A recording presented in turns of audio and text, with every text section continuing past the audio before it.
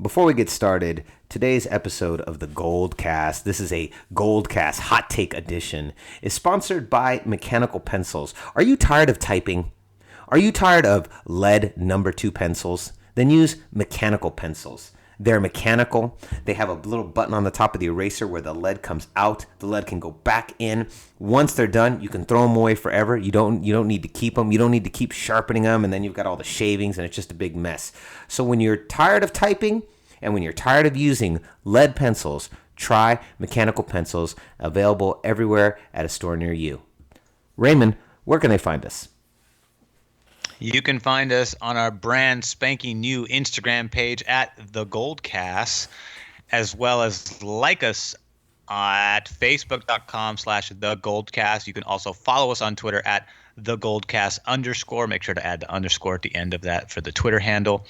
And most importantly, you can subscribe to us via iTunes, YouTube, and Stitcher, all under the same moniker of The GoldCast for all three of those. And those are the big ones because when we go live, you can hit the notification tab on your phone or tablet or desktop, whatever device you're using, and you will get notified when we post our show live on the interwebs for you and your listening pleasure, no matter what you're doing. Subscribe, listen, post, reply back, comment.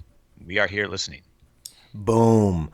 All right. So today's hot take edition of the GoldCast, we are going to argue the topic that we first posted on our Instagram page, on our Facebook page about rumors there's rumors that the Bears are shopping Jay Cutler. And then, of course, First Take picked up this story a couple days ago, and immediately Max Kellerman and who was the other guy, Ray? Jeff Saturday. That's right. Jeff Saturday. They immediately picked up the story and said that the Niners or the Browns should trade for Jay Cutler, which we're gonna get into that in a minute here. Here we go. It's the Friday GoldCast Hot Take Edition. Let's get busy. San Francisco, are you ready? This is the GoldCast.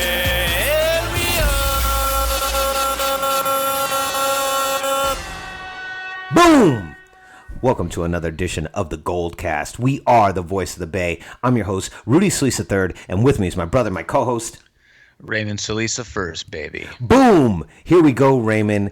GoldCast Hot Take Edition. As we already mentioned before the intro, there was a story that was coming out. Jay Cutler, the Bears are trying to shop around Jay Cutler, their quarterback. And of course, I immediately put on the Instagram page and the Facebook page, 49ers, this is in no way a good deal. We should not be biting on this. These 49er faithful say no.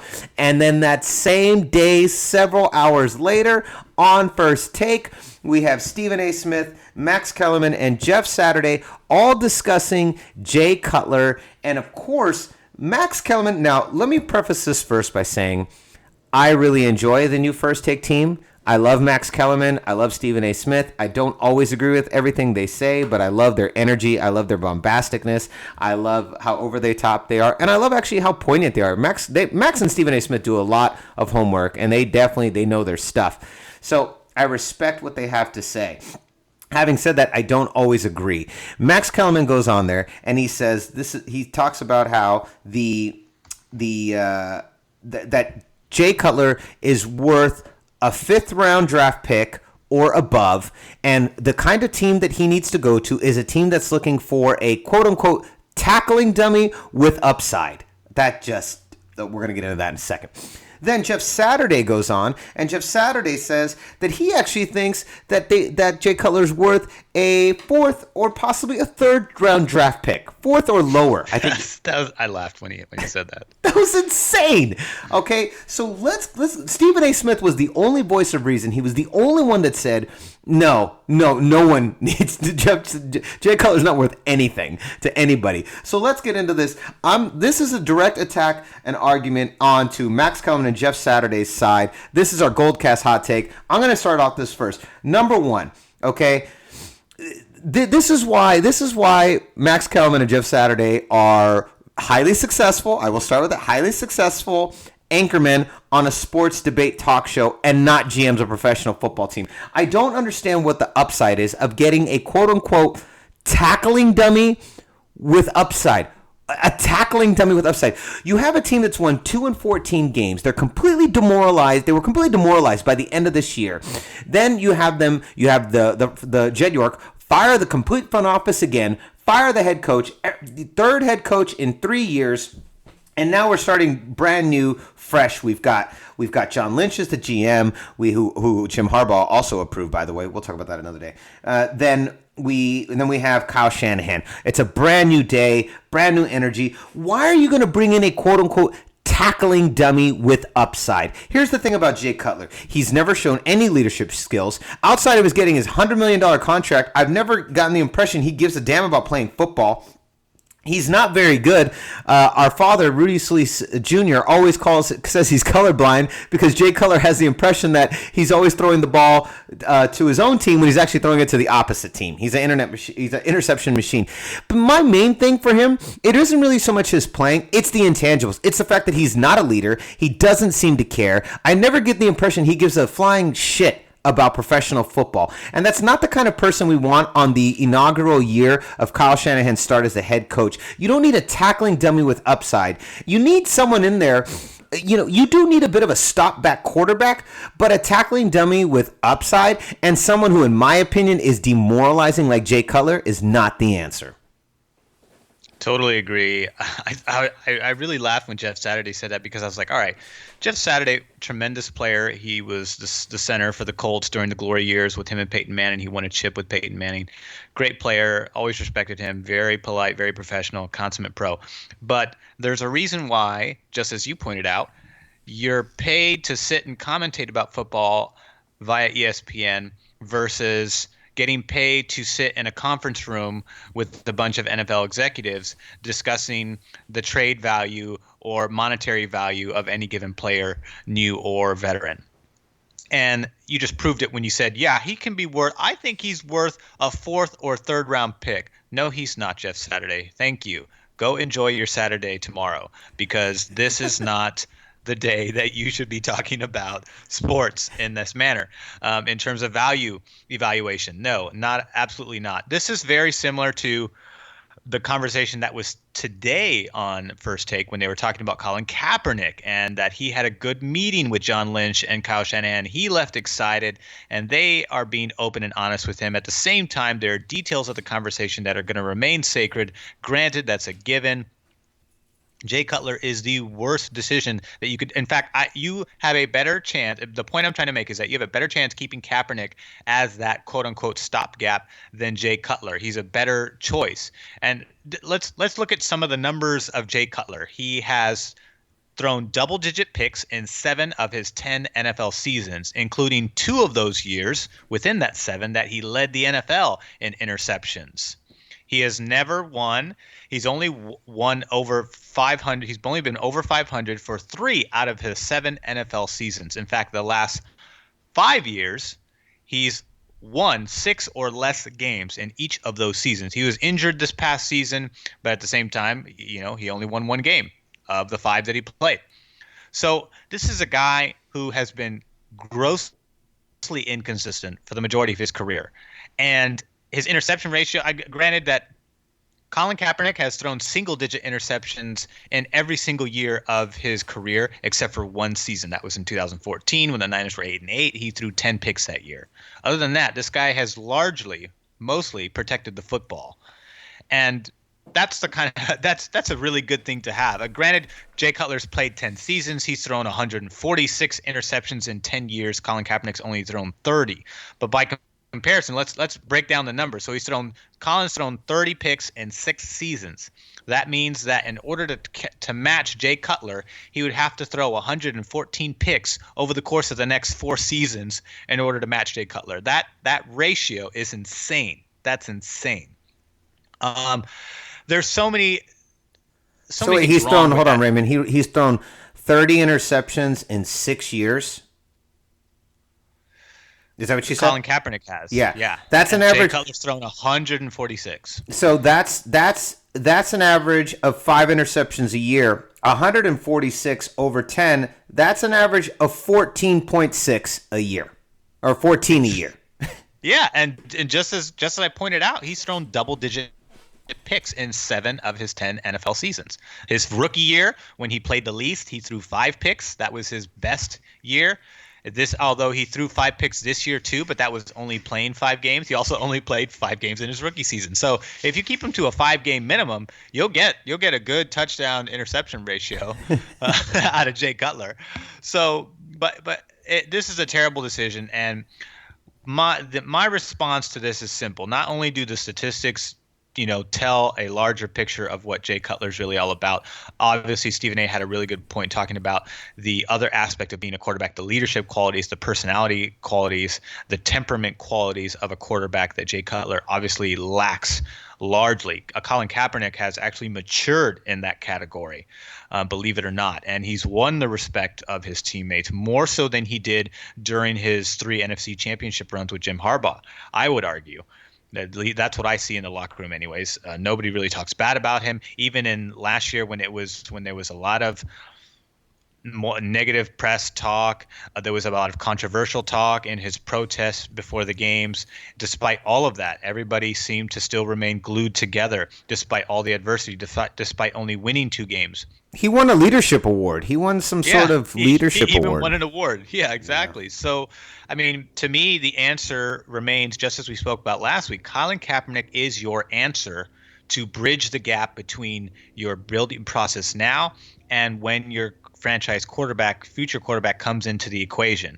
You don't want to throw him in the mix now. You want somebody there. Yes, you do need a tackling dummy, but you don't. I hate that phrase, though. I hate that phrase. I do hate that phrase, too. What you need is a competent quarterback, a veteran, who has leadership qualities to help bridge the gap between now and when you become competitive again, in the 49ers case. And the answer to that is Colin Kaepernick. The reasons why are very, very simple, and Jerome Bettis was very good at pointing that out today in today's First Take episode 2. Obviously, we're fans and we watch the show.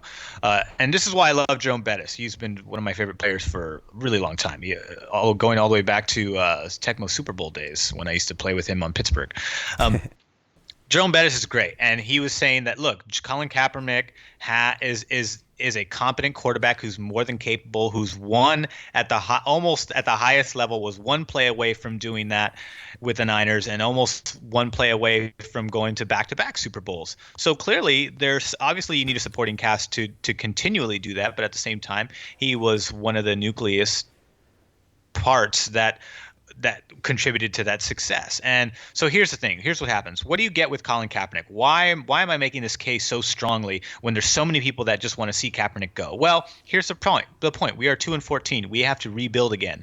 So, and whatever quarterback comes in is not going to start playing a la Joe Montana or a la Tom Brady out of the gate. It just doesn't happen. Not even Tom Brady or Joe Montana did that. So there's going to be a period where he has to assimilate to NFL style of play, the speed, the complexity of the playbook, and gelling with your teammates, because you have to start from scratch every time. So in Colin Kaepernick's case, he's a 6-year veteran. He's won at really high levels.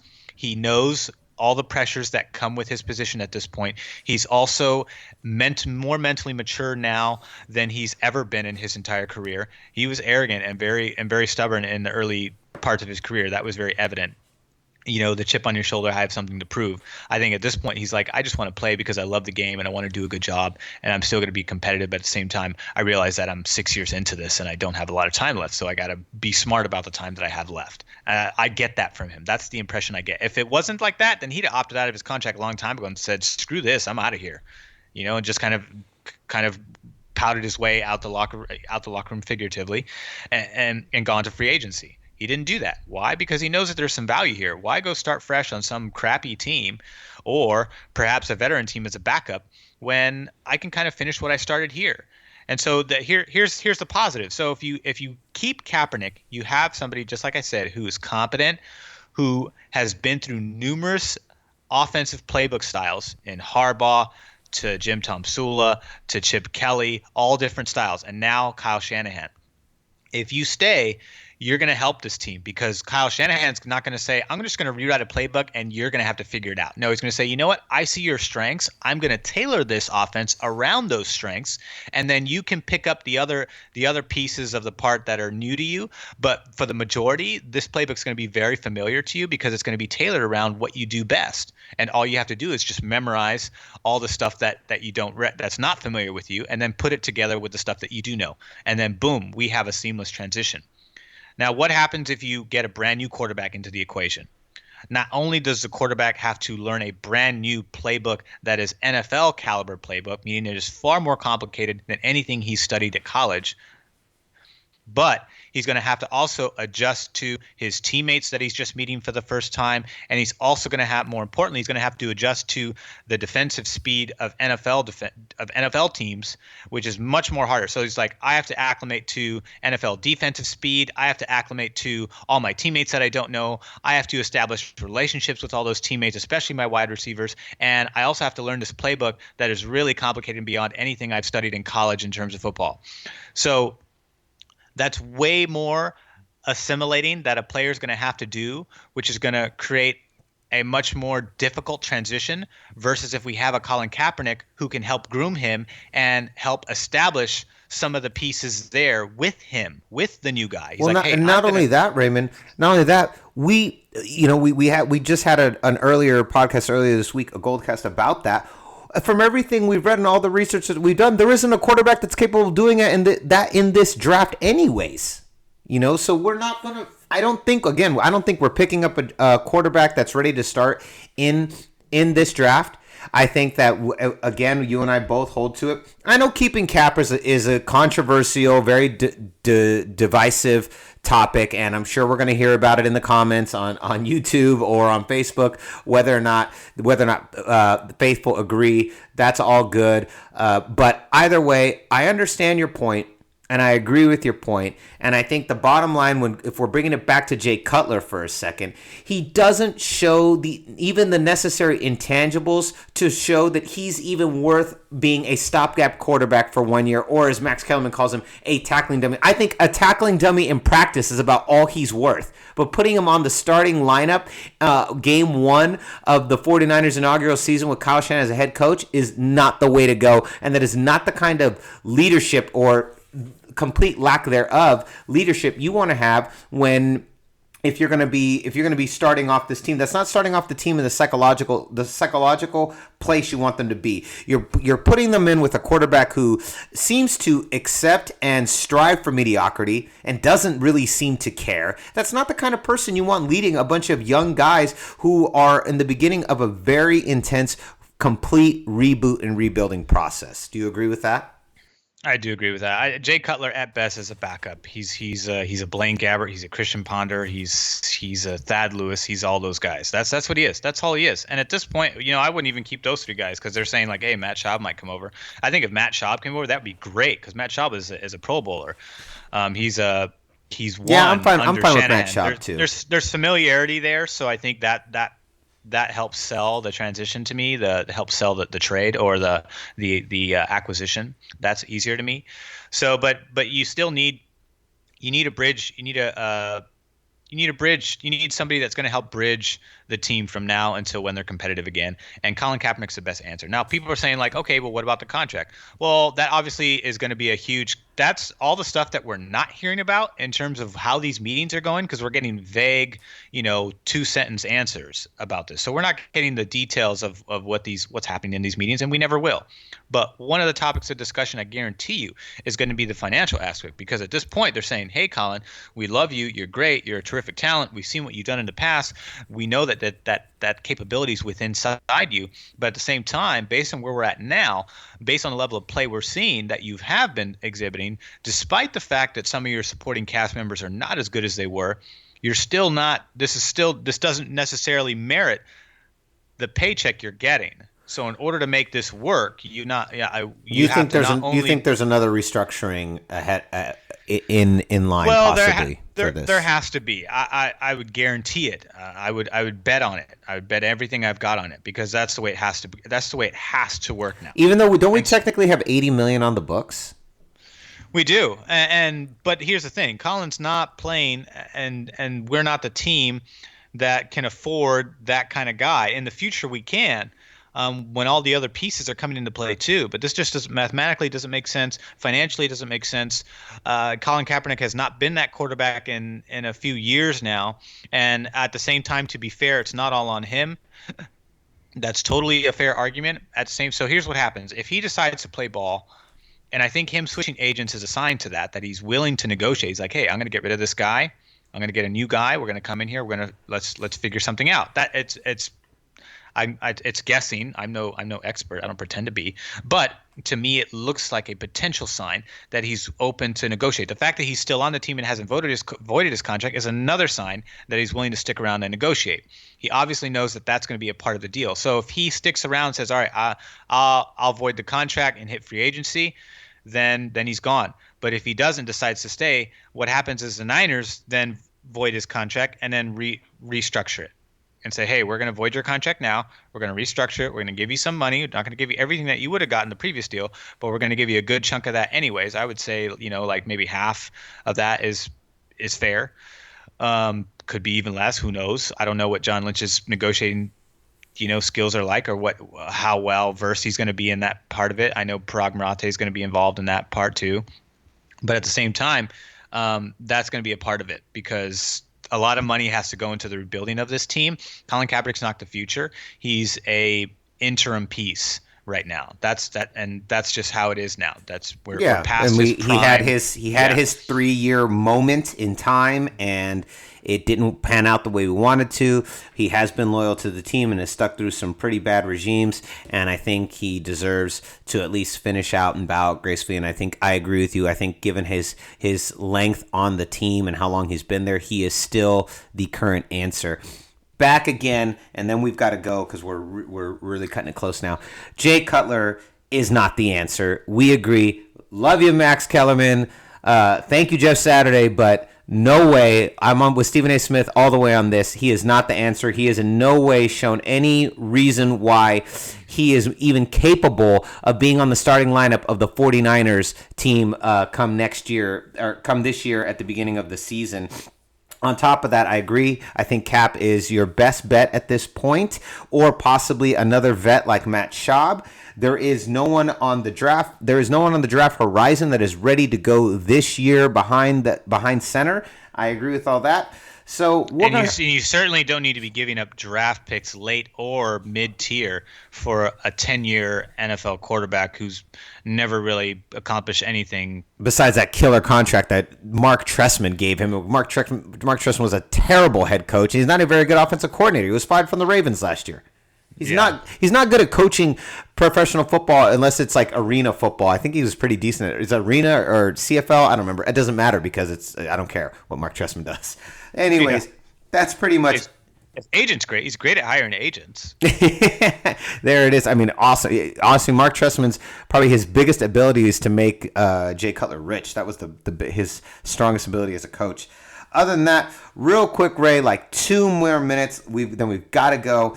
But I want to touch on last night's complete dismantling of Clippers at Warriors. The 50-point third quarter.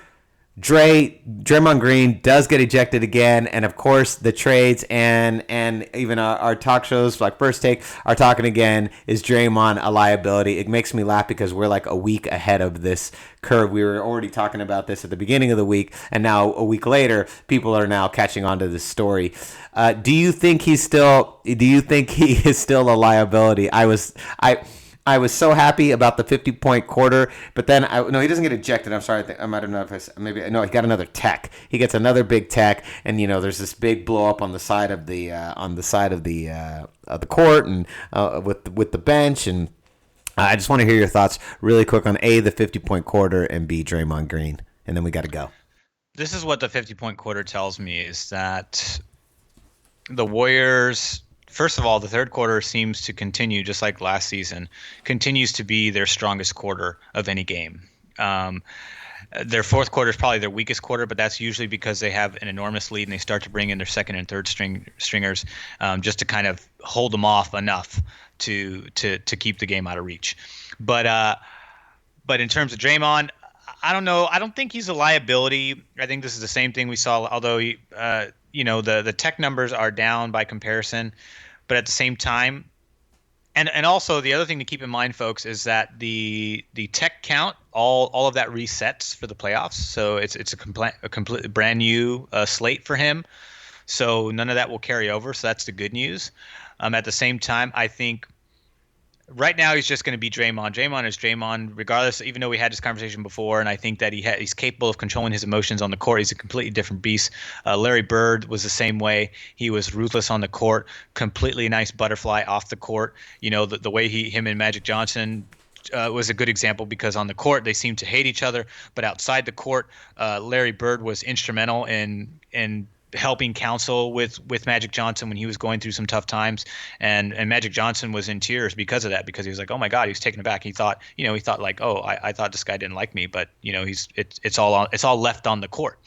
And I think that's kind of how Draymond operates, where even though outside he seems capable of controlling his emotions in interviews and breaking down games, on the court, it's a completely different story, and a switch turns on. I think that's just who Draymond is. There's nothing we can do about it.